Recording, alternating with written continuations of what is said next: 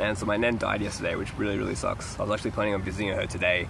It happened really suddenly, like it kind of is, she was 87, so it's like, you know, old age sort of thing, but it happened suddenly. I was contemplating whether or not to do a video on this, because it's kind of weird. I never like it when people like post out, you know, so-and-so died, especially celebrities, like when they post it out on social media, it's just weird. So hopefully without trying to sound too insensitive and all that stuff, I figured I'd just talk about a few thoughts regarding aging and death and immortality and life extension and stuff like that, yeah. So being an atheist and a transhumanist and a futurist, I see death and aging as like very different to most people. I think aging is something we're actually going to reverse at some point and become immortal very soon. I mean, aging is a fucking incredibly cruel injustice that is inflicted on us as a species and by the universe that we shouldn't accept. It shouldn't be a part of life. We shouldn't accept that at all. We can change it. I mean, even just the fact that we're the only species on this planet that is actually aware of our own mortality is kind of a cruel irony as well. And we only live 80 years. Like, the fact that we can live to 80 and 90 is actually entirely a product of science and technology. Otherwise, we'd be dying at like 20 or 30.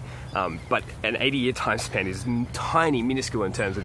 It's interesting. Every time I go through a loss, like a death or a breakup, which I've gone through too many of them, I tend to like delve into and binge watch lots of Carl Sagan and technology and science videos and stuff like that. I mean, the fact that there are 100 billion galaxies in the known universe, each with 100 billion stars, each with like how many fucking planets, is just... It means that we're a tiny blip, but in this massive thing. And despite being made of atoms that were literally like, you know, forged in the furnaces of stars that exploded billions of years ago, we're still this massively insignificant part of the universe, even though we're part of it. And when a lot of people talk about this, they talk about a word called entropy, if you haven't heard of that. So it's the idea that the universe basically tends towards decay. It goes from complexity to basically decay. From order to disorder, like a disarray, a disassembling of that energy source.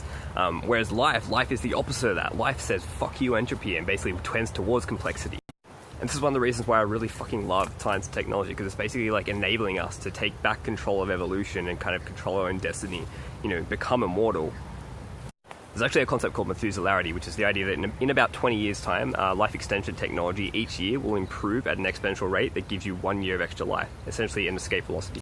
So basically, in 20 years, you effectively become immortal. I mean, you still could die from accidents and stuff, but you effectively become immortal. And this is through science and technology, no sky daddy religious bullshit. It's only going to happen through science and technology. And so when someone dies, I'm always like very hyper aware of that fact that there's almost like a 50-50 chance between living forever and ceasing to exist forever.